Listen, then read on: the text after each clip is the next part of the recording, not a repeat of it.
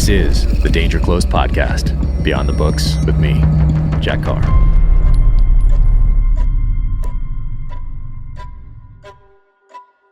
Welcome to the Danger Close podcast, an ironclad original presented by Sig Sauer.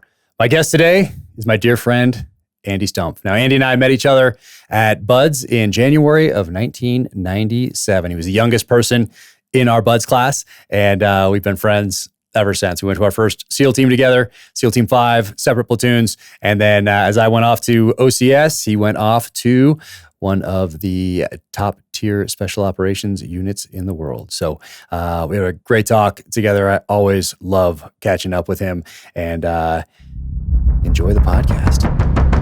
All right. Welcome to the Danger Close podcast in the Cleared Hot studio, which is up here in Montana. And two words or two phrases that often would go together. I know. Cleared Hot and Danger Close. I know. So I wanted this, so my podcast, I wanted this Beyond the Books thing as the theme, like take people to answer those questions, explore things that go beyond what's in the novels.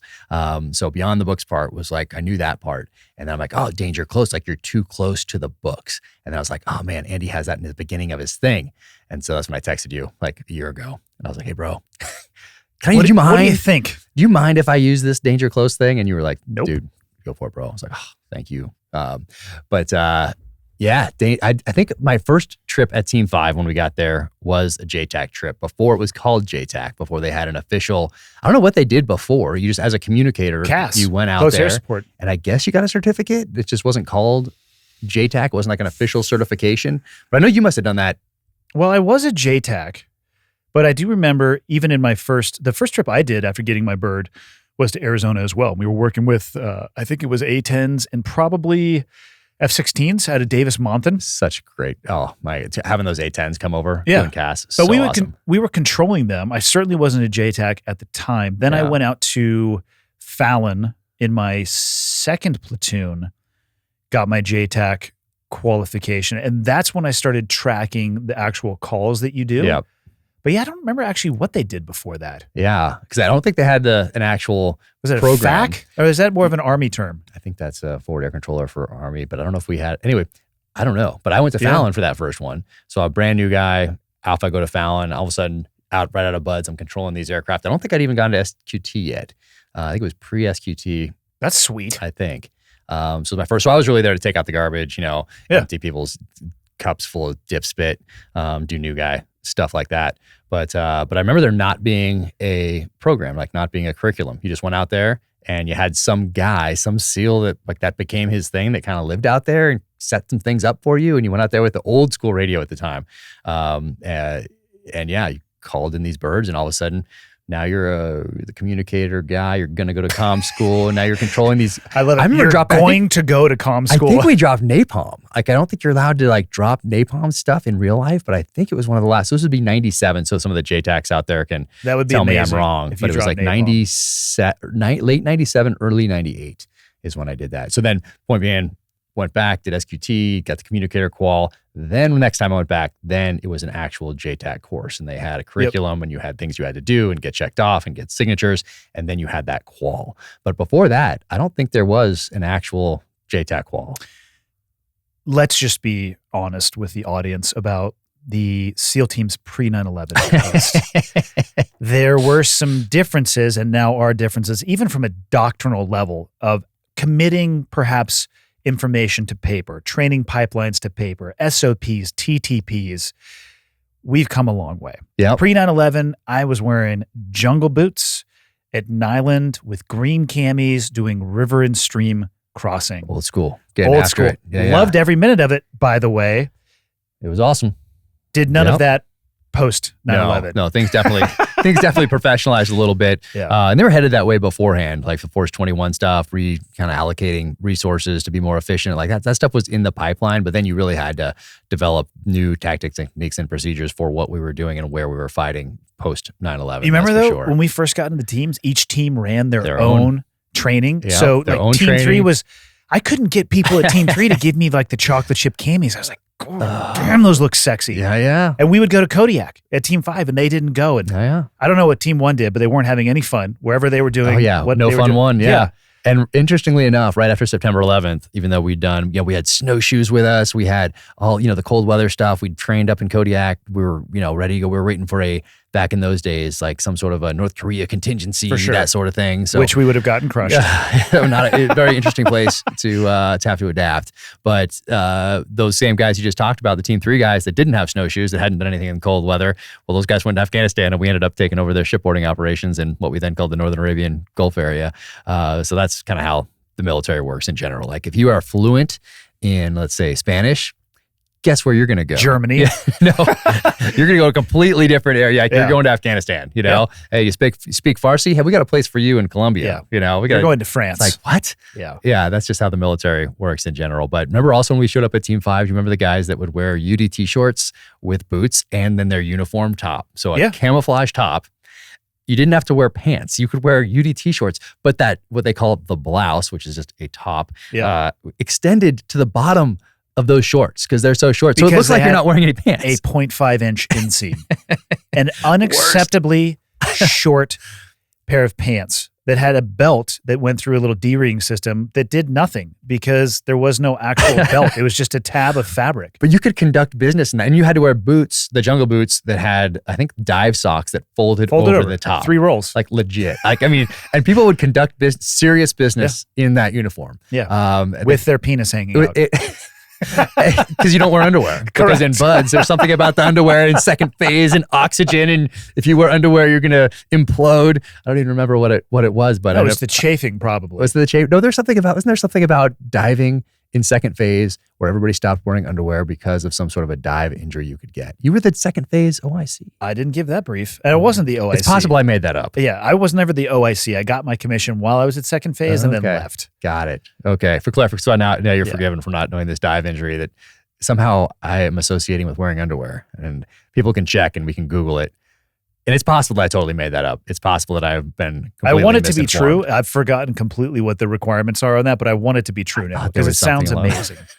But also what happened with UD2 shorts is back in that time, this is before internet and all that sort of thing, every now and again a news crew would come through and do some sort of a local story, or they did, on the SEALs, a 2-part series, a 3-part series.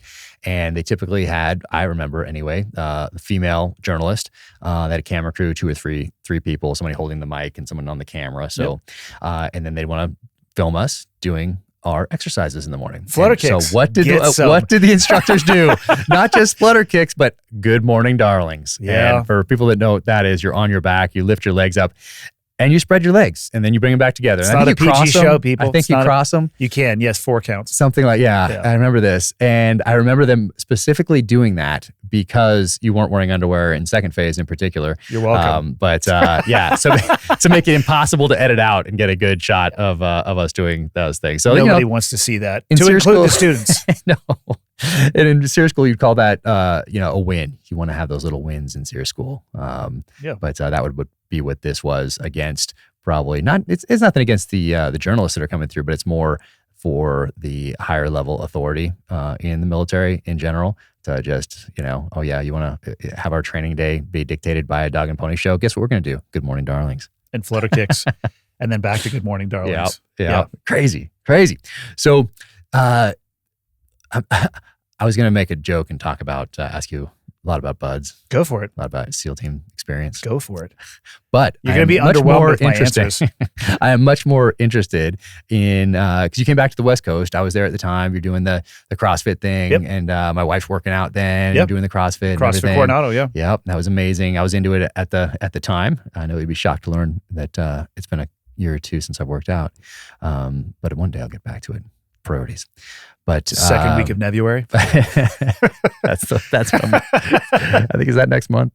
But when you transitioned, what did you think you were going to do? Like when you got out, so let's say, is it your last year that you are like, okay, medically retiring, I have to jump through some hoops here. I got to go to medical. I got to go to dental. I got to turn in some gear. I got to sign a couple of things. I'm not in this pipeline to stay in. So I have a little time to maybe take a breath and figure this next stage out.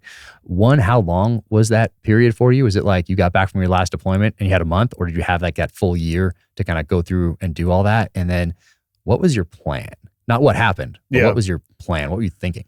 So it took about a year. So I had to go through the MEB, PEB process. Wow. Which You're good with the acronyms. Physical Evaluation Board is the PEB one. I forget, maybe it's a medical evaluation board. It's the process for military, or I'm sorry, not a military. It is a military retirement, but it's a medical retirement. Mm-hmm. And you get your VA rating in that as well. So I did not only my appointments that I needed to do for the med board, and as you know, there's a huge amount of bureaucracy in the military, even inside of the SEAL teams. And when you start talking about MEB, PEB, that's big Navy process. That's big military process. Yeah, I have no idea what that means. It means 6 inches of paperwork, that you have to get done. So it took me 6 months to get that done. And I knew the process was going to take about a year. I knew that I was going to at least go into the med board process, and I knew that it was likely going to terminate into military retirement. So I got extended for a year. Okay. 6 months of that was actually getting everything done, nerve conduction studies, going out to NICO,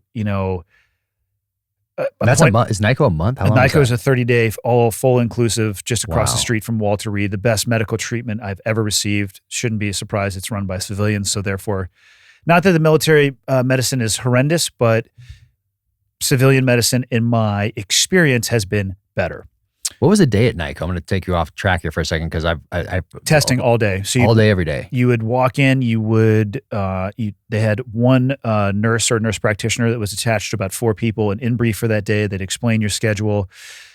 Oftentimes it was blood, and then it would go audiology, then cognitive testing, sit down with the psych or the shrink, physical therapy. One night they did a sleep study, where they put the stuff all over you. It was all day, every day for 30 days. What was the most valuable part of that? It's probably different for everybody, but for you, what was the most valuable part of that? The write-up at the end, 150 pages of documenting where my body was at that phase in my career, which was probably the largest portion of the horsepower that got me through that PEB, MEB process. Wow. Because then I did some additional testing on top of that for like nerve stuff for my leg from, getting hurt. Getting shot. Yeah. The concussive stuff. So the VA appointments, in addition to that, 6 months in, I submit the paperwork, and then it's, hey, we'll get back to you somewhere between now and we're not even going to tell you when, because we don't even know how long. And so you just wait at that point? You wait. I waited at that point. The results came back 3 months later that I was in fact going to get medically retired. And then I had 3 months to plan for, turning in all the gear, all the administrative stuff. So I got lucky though. So when I got hurt on the East Coast, I used CrossFit. I found it on the recommendation of a friend. Mm-hmm. He's still active duty. He was a Team 5 guy in my first platoon. I'll tell you his name offline. You'll definitely recognize him. But he's still over there, still active duty. He's like, hey man, you should check out CrossFit. Mm-hmm. And I had absolutely no idea what it was. It's the first time I had heard the word. Went onto the website, and I remember the workout. It was deadlift 1 1 1 1 1. And my first thought was, this is the dumbest shit I've ever seen in my entire life. That was my experience too. I saw 5 5 5 5 5. Same thing off the recommendation of a friend from my first platoon. Yeah, I'm like, this is trash. Like, get out of here. Uh-huh. I was not getting my rehab at the time. The military is leaps and bounds now where they are in caring for people. Earlier on in the war, it was still in that up ramp. So I was getting some E-stem therapy on my leg where they'd put the electric pads on. And then that was really it. So I went back to the website later on, and it seemed, I spent some more time. I did a little bit of research, and then I went into the gym and I started just teaching myself. Mm-hmm.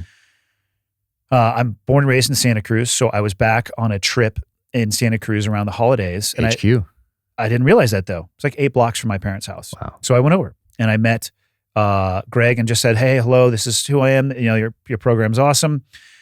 Left the East Coast and checked in as a second phase BUDS instructor, as you and I know is the diving phase. So I needed my diving supervisor qualification. Yeah.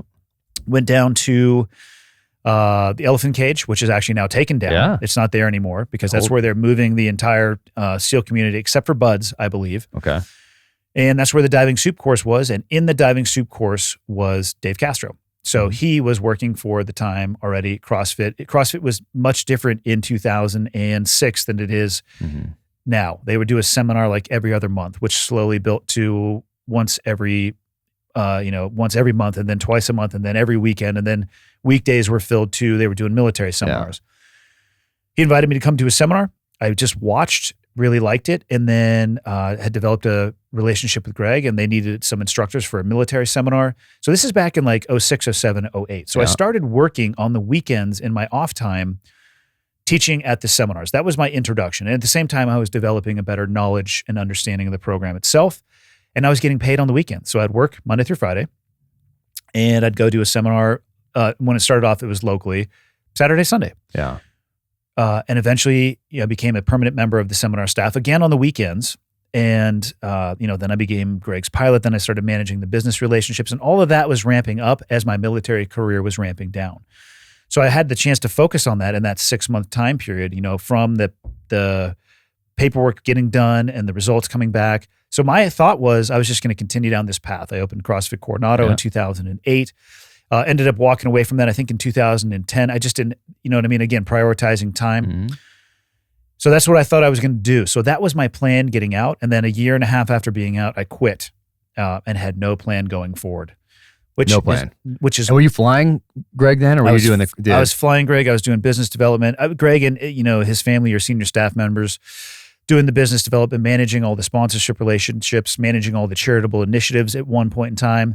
So you're not traveling around doing the seminars anymore. You're in the business side of the house. I switched. Yeah, I switched over to doing the business side of the house, and then got to a saturation point of what I was willing to tolerate. Realized I wasn't happy working for that organization, so I quit and had absolutely nothing scheduled in the future. So I went zero, nothing. I went from being fully employed with benefits and a salary to nothing in the course of 24 hours. Did you decide like the night before, or does it build up like over months? Like, hey, I'm not really excited about this. Slow build up. But even during that slow build up, you weren't like, you know what I'm going to do? I think I need to start planning for the future if and when I decide to walk away from this. You were just like, that would have been the path I recommended to people.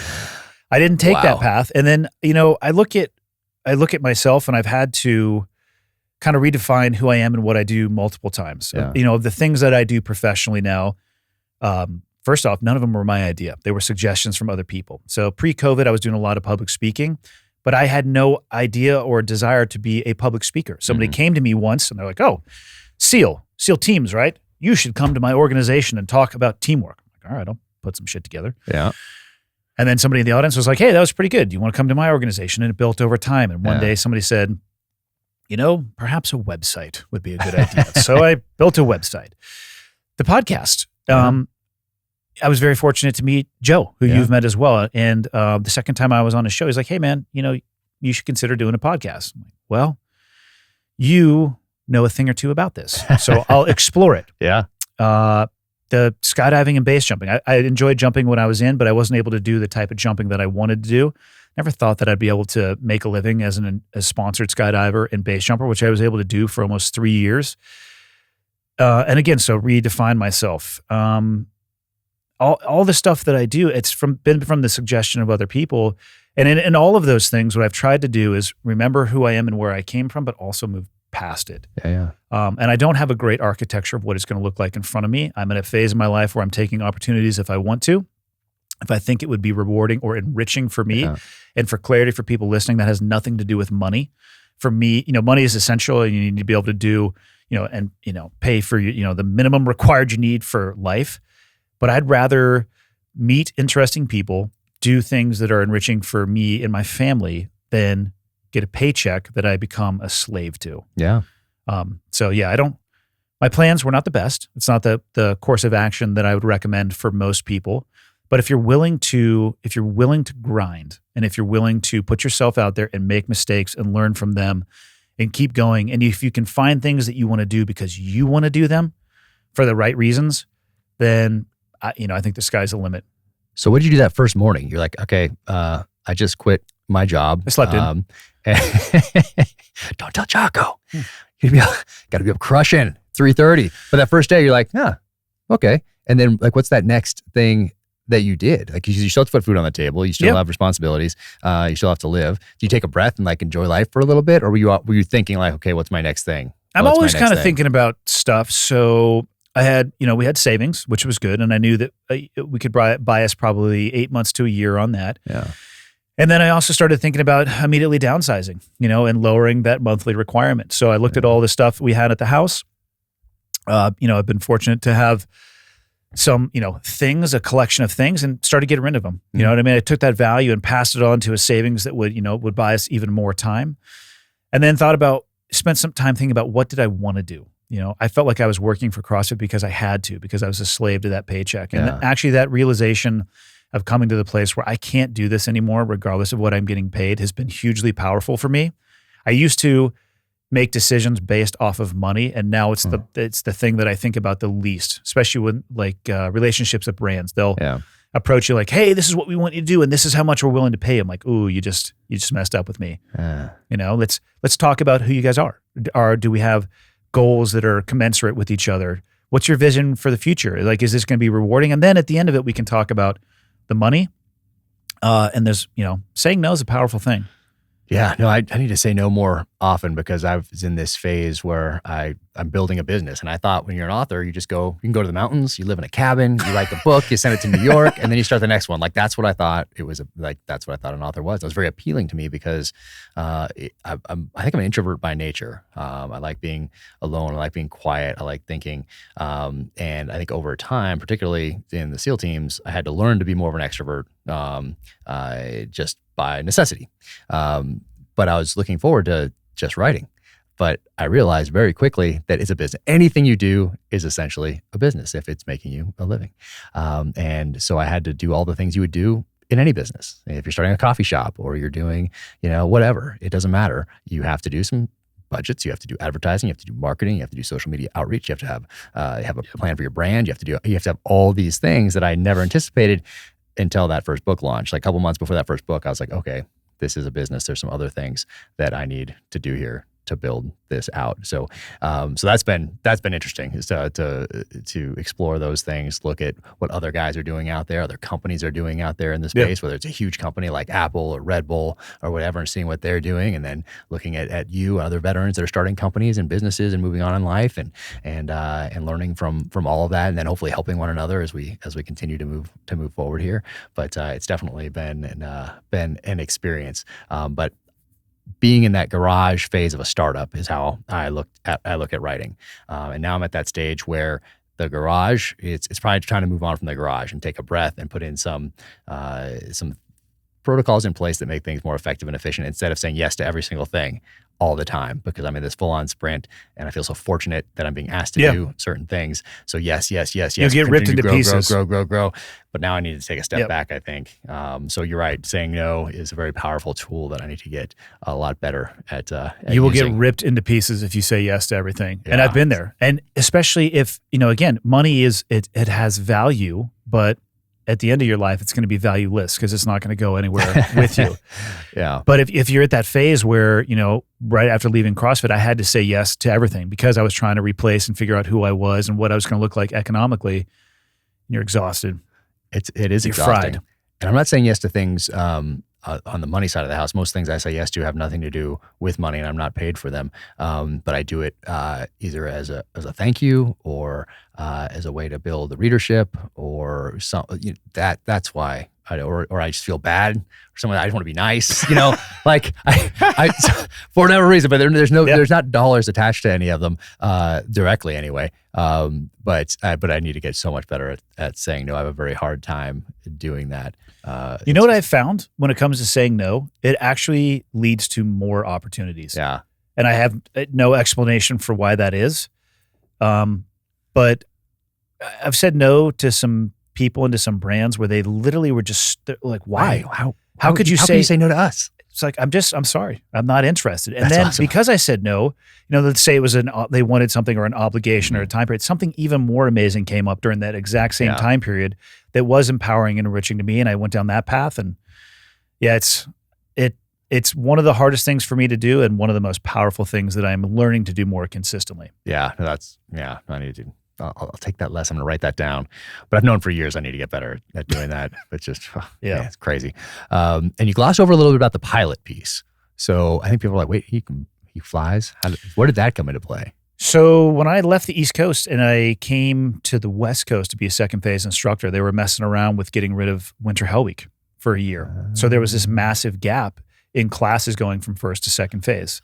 Of course, they scuttled that idea because it's idiotic. I remember when that became a source of discussion and contention, and because they wanted more people to make it through, and they're like, wait a sec, way more people make it through in the summer. Let's just have summer hell weeks. Yeah, and I would do the opposite. I want only winter hell weeks. Well, and the reality is you can't do either of those because the instructor staff can't tolerate that, and then you have this massive block of time that's off. It's just not efficient. So they messed with it. So they shut down a winter hell week for a cycle, which netted me like 2.5, 3 months. And we had just moved to San Diego. We were living out in Santee, which is a suburb out on the east side of San Diego. And I was driving home by Gillespie Field, and I just watched this little Cessna, probably 152, looking like it's about to fall out of the sky because there was a student pilot in it. I was like, that looks interesting. So I made a left. And I went in there, and I'm like, I'm here to fly aircraft. And I started on the path of getting my private pilot's license. And then I got my license and then maybe flew a little bit more than that, 60, 80 hours total. And didn't fly anymore because the training kicked up and I just kind of shelved it. But so I had my private pilot license. Greg was living the HQ was in Santa Cruz, but he had a house in Prescott, Arizona. And he would go, there's this triangle of Prescott, Santa Cruz, San Diego. They're not from as the crow flies, very far. Well, I mean, they're a couple hundred miles, but the road, like you're going to go north and then east and then west. And then, you know what I mean? So it takes 8, 9, 10, half a day sometimes. And he called me up one day. He's like, hey, you have your pilot license, right? Like, I'm tired of doing this driving thing. So get back on the train. We're going to get an aircraft and, start learning to fly again. So I basically had to start over because it had been a few years. And I got recurrent on my private pilot license. Then I got my instrument rating. Then I got, I think it was either my multi-engine rating or my commercial rating. They were pretty close. Then I got type rated in a Gulfstream G4. Then I got type rated in a Citation 525S, which means a single pilot Citation series aircraft. And then in that check ride for that in the simulator, I got my ATP, which is Airline Transportation Pilot license. So the same license that the major airline pilots have. And I have about 3,500 hours of flight time. I haven't flown in a couple of years, so I'm not current. But pilot's license are good for life. The currency is not. I'd have to go back through all of it. But it was cool, and I was able to do that quickly because I just went from one to the next, to the next, to the next, to the next, to the next. Shooting instrument approaches all the time. Anytime there'd be cloudy or overcast in San Diego, I'd go get the plane. I'd go shoot approaches. Was able to fly a Gulfstream from everywhere from Turks and Caicos to Hawaii, Mexico, flying celebrities around, some flights in the Citation as well. It was really cool. It was a cool experience. That is crazy. Close calls type things? Not really. Really? I mean, you're never outside of radio contact.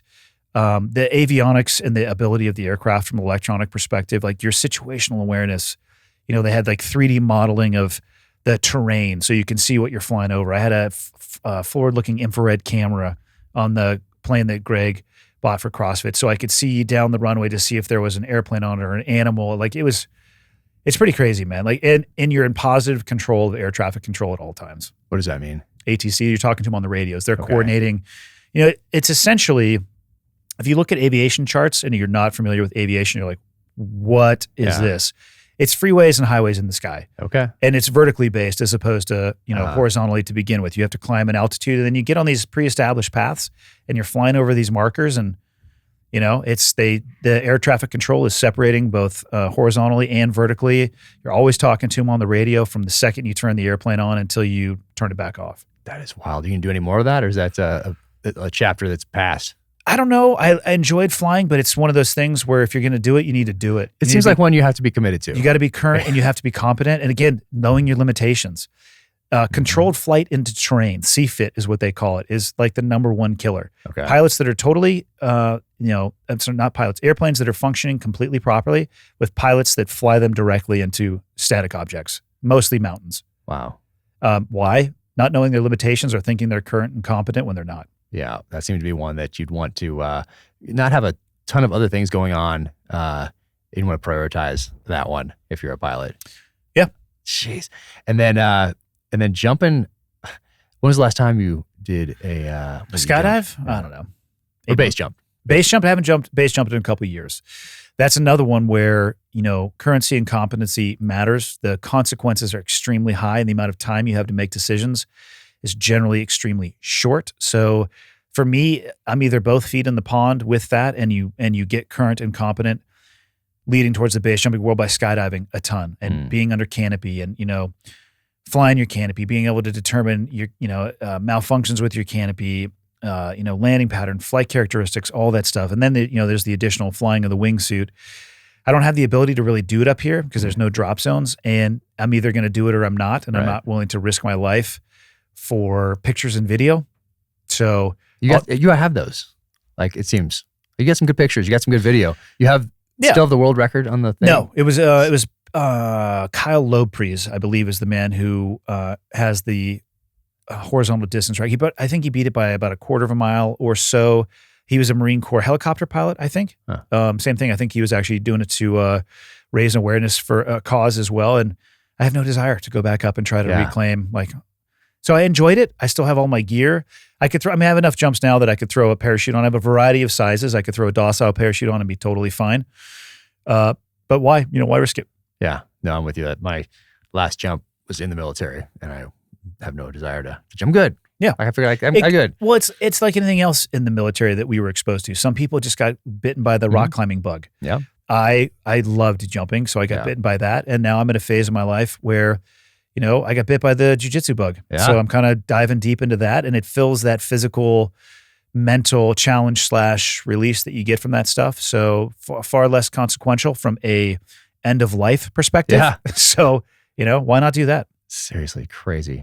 So when you look back then at your time in the teams, and people have heard you talk on before on this podcast with Joe, that sort of thing, is getting wounded, is that the thing you look back on and is the most impactful thing that happened to you or that you were involved with? Because it set you on a different path. Yeah. That's why it was impactful. It, in the moment when it happens, it's the worst thing that could ever happen to you. And then in the weeks and months and maybe even a few years after, struggling back and trying to get yourself back to a place that you were before, which the realization you come to for most, I think, is you'll never truly get back to that place, but you're still going to be okay. Like your quality of life can be high. I viewed it as very negative, and now I view it as very positive. All the things, you and I would not be sitting here having this conversation had I not gotten shot. Mm-hmm. Likely. I mean, that's a hypothesis, obviously. But, wouldn't have probably found CrossFit, at least the way that I did, and had the time to interface with that organization when it was younger and grow with that organization. Would I have been able to get out when I did and pursue skydiving and base jumping, which is actually how I met Joe through a mutual friend of ours, Tate Fletcher, who heard about that jump. I was able to meet him, and he's like, "Hey, man, this is awesome what you're trying to do, raise money for the SEAL Foundation." He's the one who introduced me to Joe. Nice. Would that have happened? Probably not. The public speaking, I would have had time to develop that skill, which is what it is. It's an art form. Publicly presenting is an art form. Yeah. And it's more difficult, I think, than people realize. Like there's that presentation, like you get up and you present and you get off, and it's, you have that kind of just like the letdown for a little bit. It's pretty exhausting because you want to be on. You want to provide the service that you're being paid to provide, but you want it to be important and impactful. I don't know if any of those things would have happened had I not gotten hurt. Yeah. And then, there's another way to look at it too. Extortion 17 was Gold Squadron, my troop that I was in. There's a chance that I would have been down at, a green team doing an instructor tour there, have gone and done something else. And there's also a chance I'd have been on that helicopter. Yeah. So it reshifted the way I view the world, my military career, myself, and it got me thinking about what other options are there. So incredibly beneficial, but I didn't feel that way in the moment. Yeah. And when it was a night when you got shot? Yeah. On the border between Baghdad and Fallujah. Yeah. And it was on the way in or was on the way out? We were on the way in. We had just isolated and contained the compound that we were going to be going after. And I was over the wall, waited till a couple other people came over, and we were approaching our breach point. And then you guys got lit up from there? Oh, we got lit up. We got lit the fuck up. And were you the only one that got No, shot? There were 8 people that were injured on target that night, some from an internal gunfight, some from an external gunfight. And then there was a blue on blue with an explosive charge that injured some other people as well. Yeah. And yours was outside? I was outside in the courtyard. And it's 7.62? 7.62 from about 15 feet away. 15 feet away. Yeah. 7.62 by 39. Yeah. Dang. Felt like about a 7.62 by 104, but yeah. Or like a 17 or 176.2. Did you know right away? Oh yeah, there was no doubt about what it was. Like I didn't know the caliber of the round, but you weren't like, oh, that wasn't a breach. It wasn't like, hey, I got hit with something else. It was like 100%. I got hit with a bullet. 100%. Yep. And did you hear it? Did you? Yes, and it's the only time in my career I get asked about this. That, and this I think comes from Hollywood, the sensation of slowing time. Mm-hmm. I've only experienced it one time, and it was that transitional period from when I got hit and as I was being spun towards the person that shot at me. And then I was falling and hitting the ground and sliding under a car. The gunshots were slower, and then it rapidly picked up back up to a normal pace. But it's the only sensation I've had of that slowing time. And maybe it happens to other people, but for me, that's it. That's only in my 17-year career and all the deployments I did. That's the only time I've had that sensation. Jeez. I mean, did you get hit once? I got hit once, and then the second round hit my belt and traveled about 6 inches down my belt, burning it.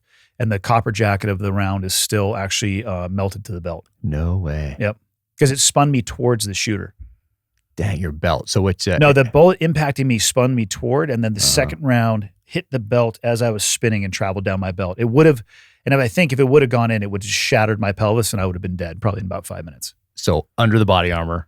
It was under the body armor for sure. Hits the belt. Yep. Travels down the belt. So it's one of those old, belts that we always used to wear. It's a Blackhawk belt. Nice. Yeah. And so the same one, nylon belt. 100%. And it hit that one. So people that know the Blackhawk belt, like these rigger's belt, I think we call them. The metal's there's not that much metal there.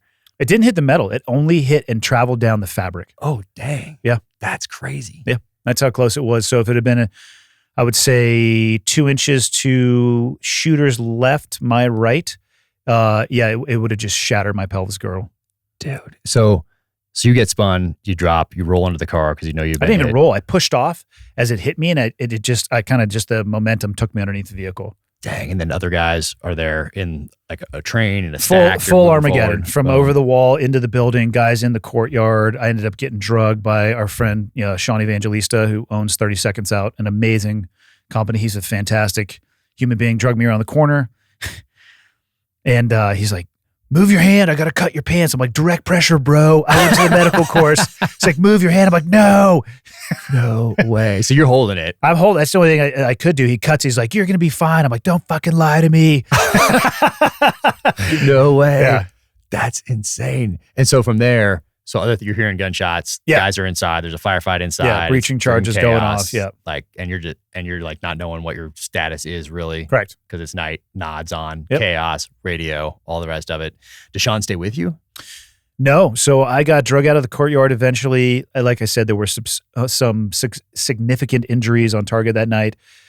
We had the 160th guys there, so some guys got stuffed on little birds. And I actually got put in the back of a Bradley fighting vehicle, driven to the green zone.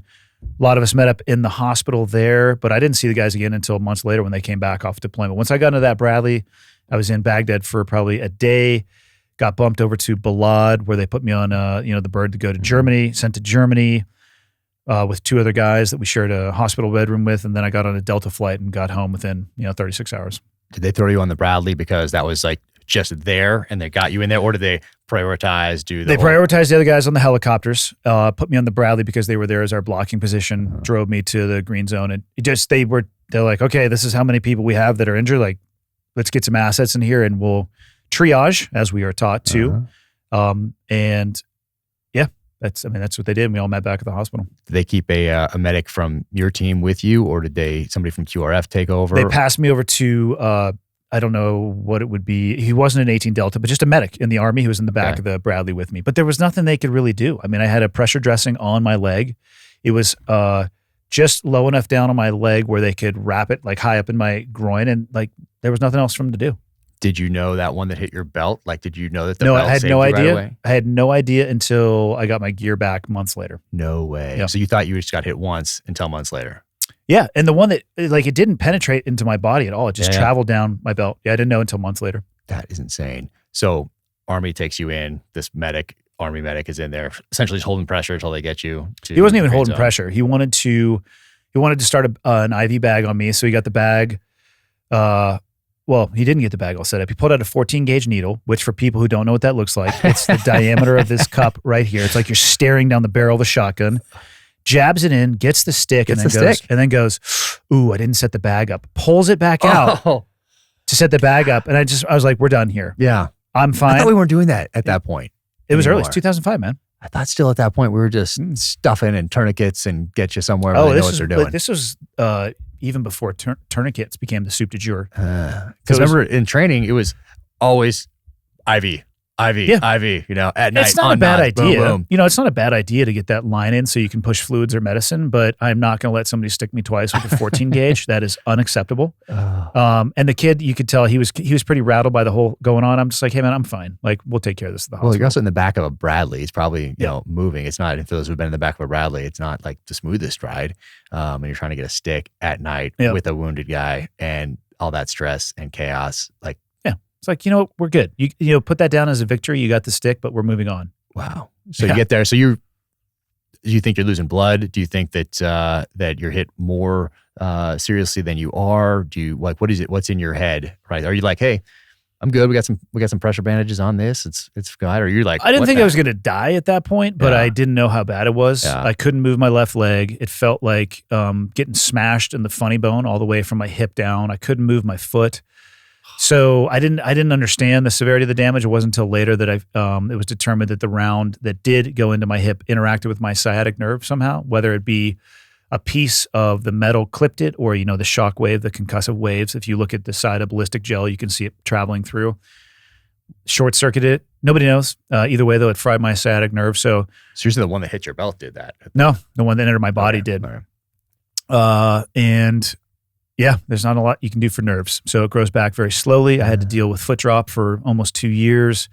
But yeah, I was pretty sure I wasn't going to die. I just didn't know the severity of the injury. Yeah. I felt like my bones had been broken, but then come to find out later on, that was mostly just the nerve damage and pain. No kidding. So you get there, green zone, you're off to Balad, you're off to Germany. Command's dealing with all the stuff at home. Yep. And then you eventually make it back to Old Va Beach. Yep. And started the rehab. Walter Reed. Did you go to Walter Reed right from there? No, I never went to Walter Reed. I got on a Delta flight in Germany. That's like the main, what they did for you was in Germany? Correct. Then I started the rehab at the command. And like I said, that's what led me to finding CrossFit. Dang. Was having excess time and not getting a ton of actual rehab getting done because they just didn't know what to do. And again, and I don't say that negatively against the people who were in charge of caring for me. It's just, it was earlier on and, they had less tools in their toolbox. Dang, that is wild. And man, and the other one, so obviously that sets you on the path that you are on today. You look back on it as a positive. When you look back at some of those other things, so for those who haven't listened to Cleared Hot with you and Jessica Lynch, that's pretty amazing to sit down with her. And that was have her awesome. On your podcast. And she'd never met anybody that was on that She had never mission. talked to anybody. It was on the other side of the coin. Wow. Which is crazy. Yeah. So those remember Jessica Lynch, like that was a big deal when that happened. And it was blown out of proportion, as a lot of military operations are. Yeah. We did the best that we could. The intelligence that we had going in there was pretty gnarly as far as what we were likely going to encounter. Fortunately, they had moved out the day before. She was in really bad shape. We were able to get her out of there. It seems like the doctors had, in fact, tried to return her to U.S. forces, but they were driving around in an ambulance, which the Fedayeen fighters were using to stage assaults. So probably not the best choice of a vehicle. They were shot at. Jeez. So they took her back. We went in and got her, and I'm glad that we did. She was tore up. We got her to a JMAO C-130 in a desert landing strip, so she, right into the hands of doctors, and she began, her travel out of there. And yeah, I mean, it got blown out of proportion. I remember they were talking about they wanted to give her the Medal of Honor because the first reports were, she fought to the last bullet in her magazine, and the reality is she got knocked unconscious in the vehicle. Yeah. They turned where they shouldn't have turned into a city that they shouldn't have gone into. And we're on the receiving end of a horrendous ambush. She was lucky to have survived. Many of her friends and comrades did not. But sometimes I just wish, they'd give it a little bit of time for the intelligence to come out, the information to come out before blowing it, because it's not fair to her either. Right. She doesn't deserve to have that burden put on her. She's like, no, that's not what happened. Stop using me as this figurehead of something that I'm not. Sure. Yeah. She's not the only one that has happened to over the years. But when you went in on that mission, you guys didn't you take some rounds on the way in? Externally, Yeah, there was nothing inside of the hospital. It was more the ground force that was Yeah. that took some rounds on the way in driving in. The hospital was largely abandoned. Yeah. You had a solid run. You had a solid run there for a while. It was good. Yeah. Yeah. And then you got the javelin at the end. Yeah. I mean, that's the best And icing pulled on the out of cake. your training to go to Karzai.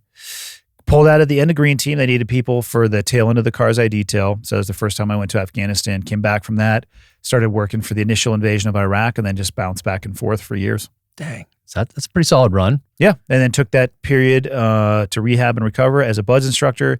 Got my commission there in 2010, went to SEAL Team 3, was gone most of the year of 2010 in Afghanistan, in Nabahar province, which is in the middle of absolutely fucking nowhere. Rocking the javelin. Rocking the javelin, shooting anti-tank missiles at people who were shooting at us from a distance they thought they were safe. They thought that, oh yeah, I know the distance of these Americans and their weapons. Yeah, Google javelin, buddy. Yeah. Surprise cockback. So fantastic. Oh man. So then now you make this move out. You've done CrossFit. You've said, now I'm moving on from CrossFit. You wake up with no plan, which is fantastic, by the way. And then you're moving forward. And now you're a thought leader. I am not a thought leader. Jocko is a thought leader and an innovator. Yeah, he hates that term just as much as I do. This is why I'm not a thought leader. I'm not a, public figure. Public figure. You have a public profile now where people look up to you. I think a lot of people, like I can imagine when we're growing up, if we had access to talk to a SEAL or to listen to a SEAL talk or someone that had been a SEAL, I would have been Vietnam, all over it. Yeah. And I recognize that. Like, I don't look at myself as a public figure. I was at breakfast here the other day, and I handed over my card, and the guy goes, "Hey, are you that podcast guy? My son absolutely loves your show." And for me, those are the most awkward moments. I don't do well in that situation, because the other lady is like, "Oh, is he a celebrity?" I'm like, "No." I'm like, "No, I am not a celebrity." So the guy ended up talking to me. He wanted to get a picture. He ended up talking to me for like 20 minutes, which I have no problem with either of those things. But that's not what I consider myself to be. Yeah. But I am cognizant of the fact that what you just said, if we had access to people like you and I when we were younger, I would have voraciously pursued every avenue I could to communicate with them, listen to what they have to say. So I pay attention to that, but I don't under any circumstances or ever think of myself as a public figure. I just can't wrap my head around that. Yeah.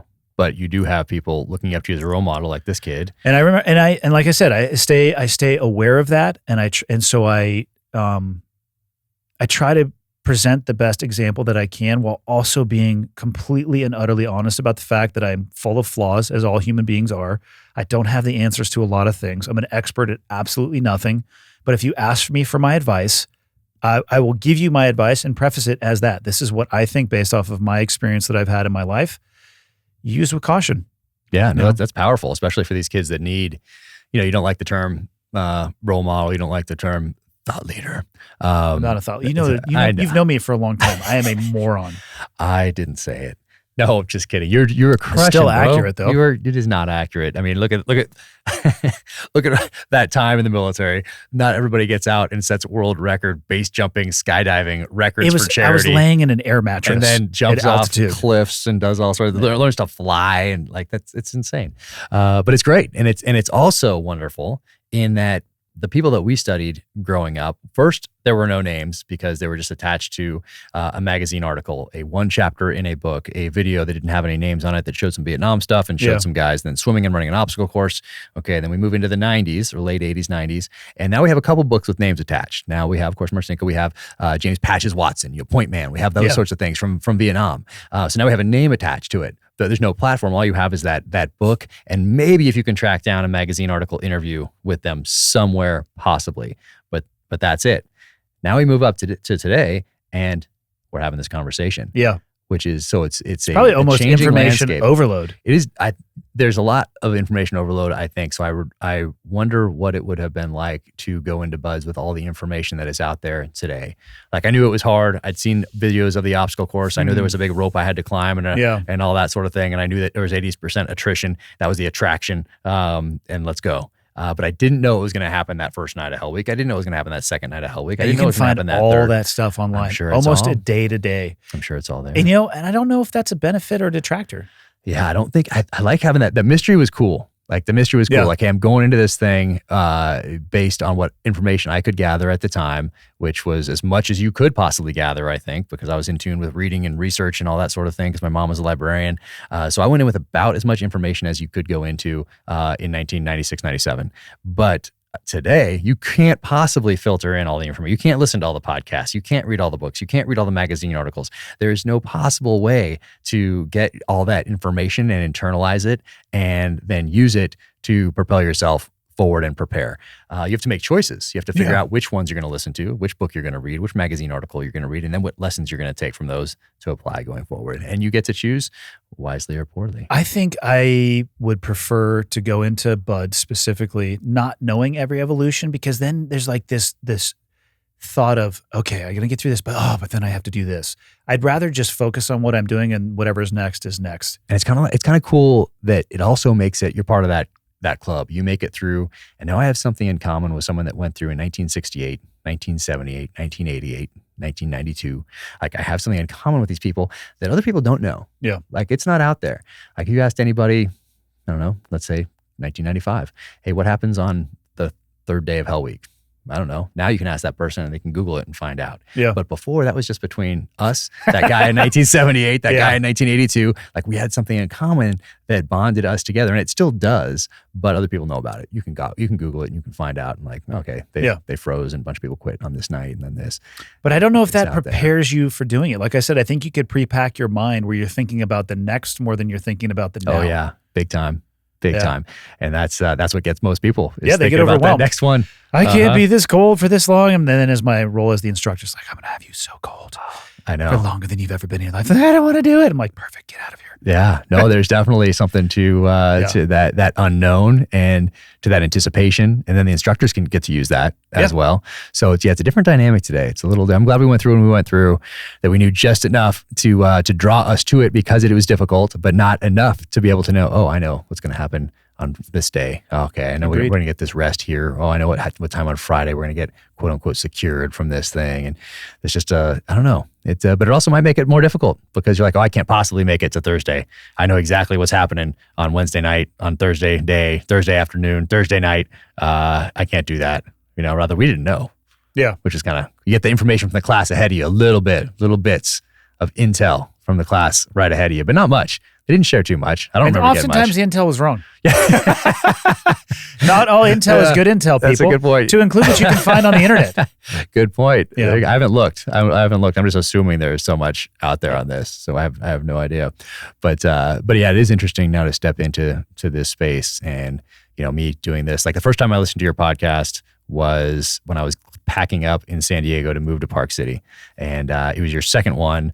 It's with Josh Bridges. Yeah. Shortest SEAL ever known to be a SEAL. Yeah. So I listened to that one. I thought it was your first one at the time, but it was your second. So I'm listening to that and I'm like, oh, this podcasting thing, interesting.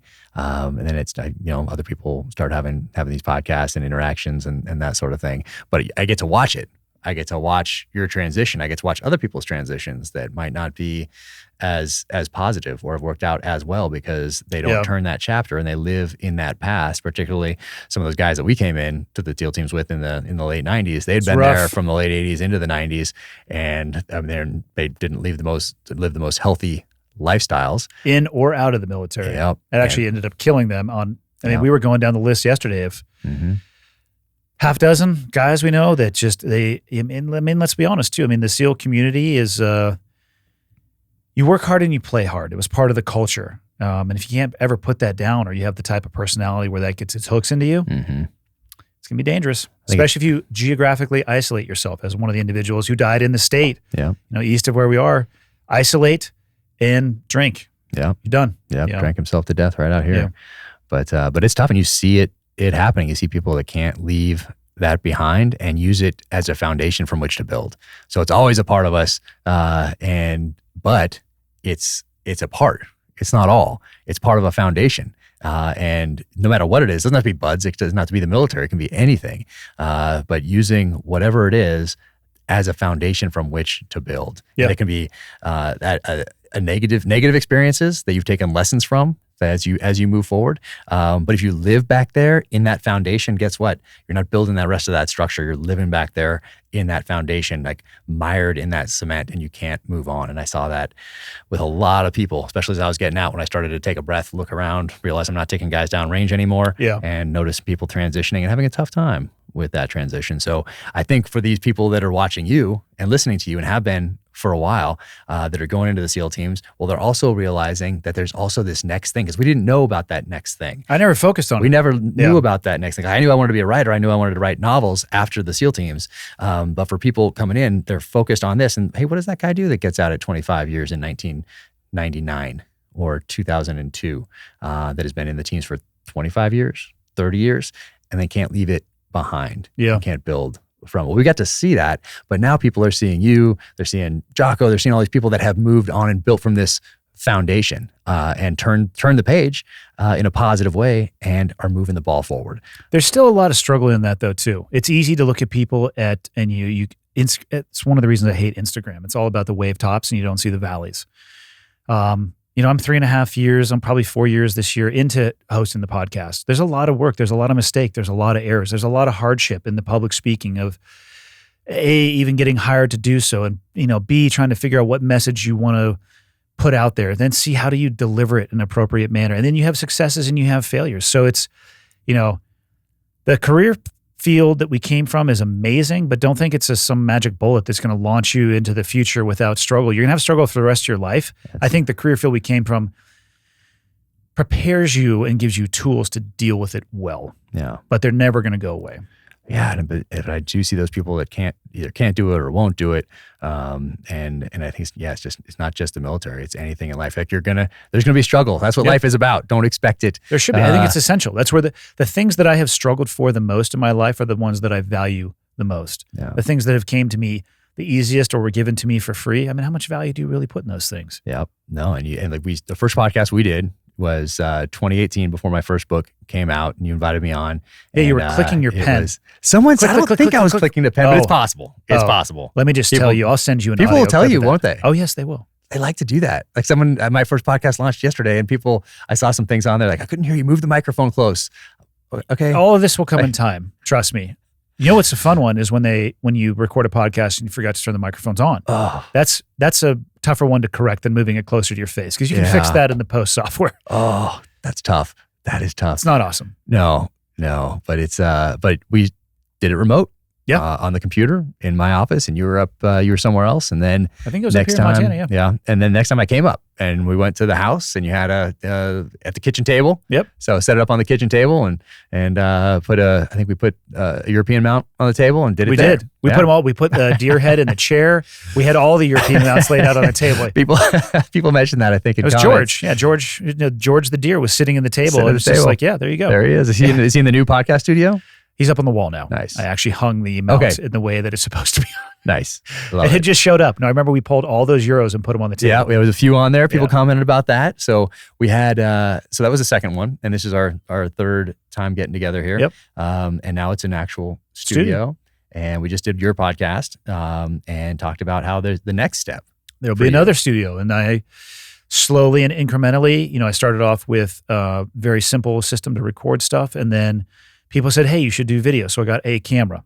And then people said, well, and I was looking at what people were doing and the multiple cameras, looking at being able to focus on the person that's speaking. So got very low-end cameras to try to figure it out. And then it started working well and getting good feedback. So get slightly higher-end cameras. And I'm getting ready to upgrade them one more time to something that will allow me to have the guy who edits the video now to come in live and actually edit in real time. So it won't save us any time, but as soon as the episode is over, you can export it and, do something with it. So is that how Joe does it? It's so fast. Like it's so fast. Like he does it and it can go out that day or the next day. I don't know exactly how Jamie does his, but he is doing the camera switching live. Oh, live. And you can do it in post as well. You can load this software up, sync up the video, and you can do the editing, or you can sit in the room and do it. It just allows him to be able to upload it much more expeditiously. Yeah.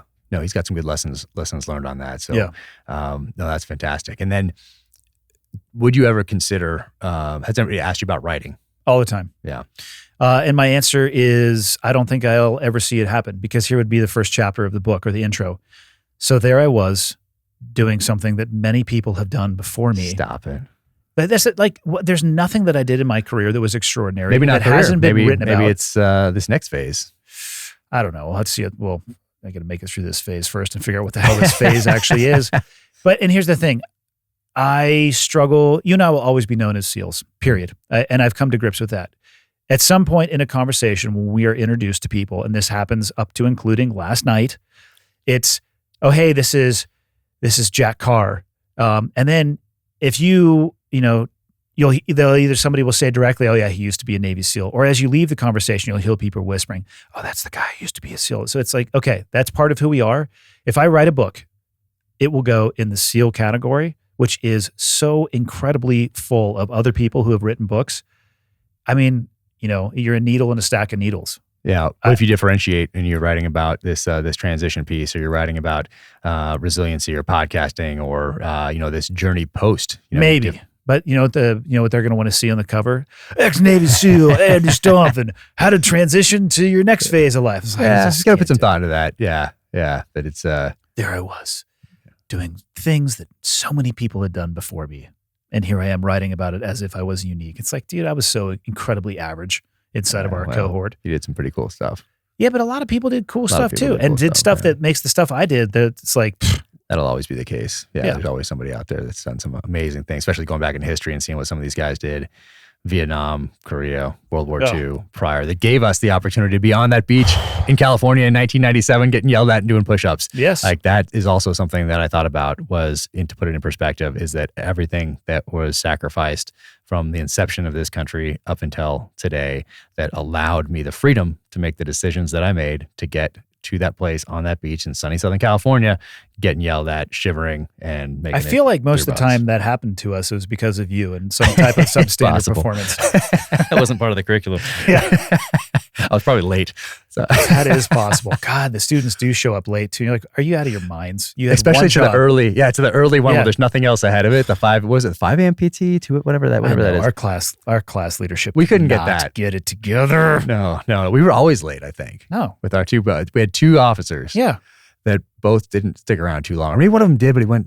Then anyway, we had some very interesting characters. They had a long trajectory in the SEAL community. You know what? It made us tough. Yeah. It didn't make us tough. It made us have to prove that we're tough over and over again. Do you remember to the point that the instructors were like, "You guys, how come you're not getting this? Like, do you remember it doesn't have to be this bad." We started getting wet and sandy on our own because we knew we were going to be late, so we would just show up to the evolution. Let's just do it. Let's get ahead of this. Instructors like, well, yeah, I mean, I guess we could skip that step, but now we're going to pound the shit out of you. And I remember when I rolled out there at the end of Hell Week to let you go forward so that you could go without me, and I could forge give you a path. Confidence. I could show you that. To do it on your own. You're welcome, by the way. But I remember when you guys moved on into second phase, like some of the second phase instructors were like, "Oh man, you guys had the worst first phase ever. Like, we're going to take it a little easier." It got personal. Yeah. The instructors hated us. It was. How do I know that? They told us. But then by second phase, like it seemed like those guys were like, "Oh." And we had some rollbacks who were a little bit better. We had some other officers roll in. Yeah. Yeah. We had poor leadership, man. It's amazing how poor leadership can just auger in high performing teams. Yeah. It's unbelievable. Yeah. And then I rolled into that next class and I had great leadership in there. It makes a difference. Changes the experience for everybody. Yeah. Awesome guys. I'm still in touch with today. We lost touch for a while there, but I'm in touch with both of them now. They've reached out. That's awesome. And they're amazing. I mean, one of them stops through Park City every now and again. And so it's pretty cool to reconnect with people, which is another reason to do podcasts, because it's an excuse, because we would probably just text each other and be like, "Hey bro, how's it going? Yeah. Everything going good? Hey, stop by Park City. You want to go snowboard, ski, whatever. Let's go on a hunt together, next fall."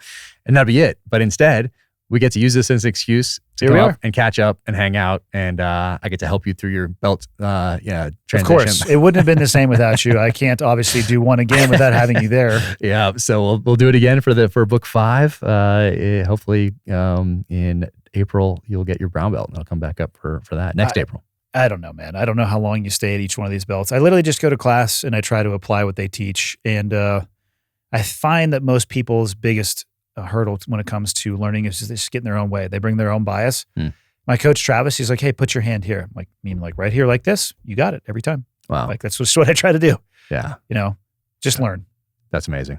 Amazing. Well, we'll plan to come up and do it again for the next book. And thank you so much again for having me on the podcast when no one knew who I was. I knew who you were before I had a book out. Yeah. I mean, not even a book on the shelf, and you had me on. So I'll never forget that. It's sincerely appreciated, and thank you for coming on this one, man. Yeah, thank you for having me. Let's do it again in the new studio next year with a few other things. Hoping maybe the tail end of this year. But when it comes to architects and construction, especially now. And let's talk really quick about how horrible Montana is, Wyoming is, Utah is, Idaho is. Nope, not I don't places, play this game. I don't play this game. Not places for people I will to go. post pictures of the beauty of Montana, and people are like, they get super pissed. I do. I'm like, listen, here's the deal. The United States belongs to all of us. And also, spoiler alert, the secret on all those states has been out since like the 70s. So shut up. Like, it belongs to us all. If you hadn't posted those pictures, you'd probably have your construction stuff already underway. That's just how it goes. Maybe. Take responsibility. Yeah. But anyway. I'm going to post beautiful pictures of where I live. And people, if they want to move here, but just don't suck. And maybe stop by and say hello in the new facility, which you'll talk about at some point. At some point in time, not quite ready yet. Yeah. A couple months from now, we can take the lid off of that. Got it. Awesome. Cool, awesome. man. Well, let's get Thanks you to the airport. brother. Yeah. Appreciate everything. And keep crushing out there. I'll try. Welcome to the gear spotlight section of the Danger Close podcast. So sometimes I talk about guns, sometimes I talk about gear, sometimes I talk about books, sometimes I talk about all three. Today, I'm talking about one book and some of the gear, guns associated with it. So here we have The Devil's Hand, out April 13th in hardcover, in ebook, in audiobook. Ray Porter does the audiobook narration. He's just fantastic. He was just Darkseid in the Snyder Cut version of Justice League. So you can get that now. But here we go. Some of the weapons used in this novel, and I use gear, guns, knives, that sort of thing to develop characters, because when I see somebody and I see what they're carrying, how they're carrying it, it tells me a story about that person. So I use that to develop the characters in the novels. So there's a lot of gear in this one, just like in the other novels. And of course, the SIG P365. I've been carrying this one for, a year and a half. Is it 2 years now? But yeah, so I've been carrying that, and so is James Reese. Also that XL. So if you haven't shot the XL, definitely do so.